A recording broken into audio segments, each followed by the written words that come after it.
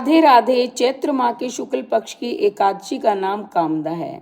जो व्यक्ति भगवान विष्णु की पूजा करता है, इस एकादशी का व्रत करता है, उसकी समस्त कामनाएं पूर्ण होती हैं।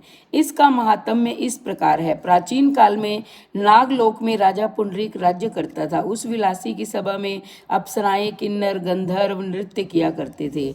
एक बार ललित नामक गंधर्व जब उसकी राजसभा में नृत्य गान कर रहा था, सहसा उसे अपनी पत्नी की याद आ गई, जिसके कारण उसके नृत्य गीत लयवादिता में अरोचकता आ गई। कर्कट नामक नाग यह बात जान गया तथा राजा से कह सुनाया। इस पर क्रोधातुर होकर पुंडरीक नागराज ने ललित को राक्षस हो जाने का श्राप दे दिया। ललित सहस्त्रों वर्षों तक राक्षस योनि में अनेकों लोकों में घूमता रहा। जब ललिता को अपने प्रियतम ललित का ऐसा हाल मालूम हुआ तो वह बहुत दुखी हुई।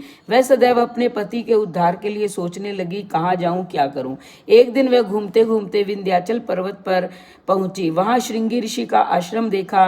वह आश्रम में गई और ऋषि के सामने विनय करने लगी। उसे देखकर श्रृंगी ऋषि बोले, हे सुबगे, तुम कौन हो, या किस लिए आई हो। ललिता बोली, हे मुनि, मैं वीर धनवा नामक गंधर्व की कन्या ललिता हूँ। मेरा पति राजा पुंडरीक के शाप से एक भयानक राक्षस हो गया है।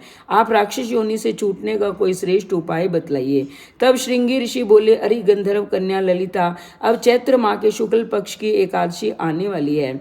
उसका नाम कामदा है। उसके व्रत करने से मनुष्य के समस्त कार्य शीघ्र सिद्ध हो जाते हैं। यदि तू उसके व्रत के पुण्य को अपने पति को देती है तो वह शीघ्र ही राक्षस योनि से छूट जाएगा। मुनि के वचनों को सुनकर ललिता ने आनंद पूर्वक व्रत किया। द्वादशी के दिन ब्राह्मणों के सामने अपने व्रत का फल अपने पति को देने लगी। भगवान से प्रार्थना करने लगी, हे प्रभु, मैंने जो व्रत किया है उसके पुण्य से मेरे पति राक्षस योनि से छूट जाएं। एकादशी का फल देते उसका पति राक्षस की योनि से छूट गया और अपने पुराने स्वरूप को प्राप्त हुआ। वह पहले की भांति ललिता के साथ विहार करने लगा। कामदा एकादशी के प्रभाव से ये पहले की भांति अब अधिक सुंदर हो गया। पुष्पक विमान पर बैठकर स्वर्ग लोक को चले गए। जो व्यक्ति विधि पूर्वक इस व्रत को करता है उसके सभी पाप नष्ट हो जाते हैं। इसके व्रत करने से मनुष्य ब्रह्म हत्या इत्यादि के पाप और राक्षस आदि की योनि से भी छूट जाते हैं। इसकी कथा व महात्म्य के श्रवण व पठन से वाजपेय यज्ञ की प्राप्ति होती है। इस व्रत को करने से पुत्र की प्राप्ति होती है। इस व्रत के करने से कुयोनि छूट जाती है और अंत में स्वर्ग की प्राप्ति होती है। इसलिए एकादशी का व्रत करे। भगवान विष्णु की रोली मोली धूप दीप नैवेद्य फल फूल से पूजा करे। एक समय फलाहार करे। भगवान विष्णु की कृपा से सभी मनोकामनाएं शीघ्र ही पूर्ण होंगी।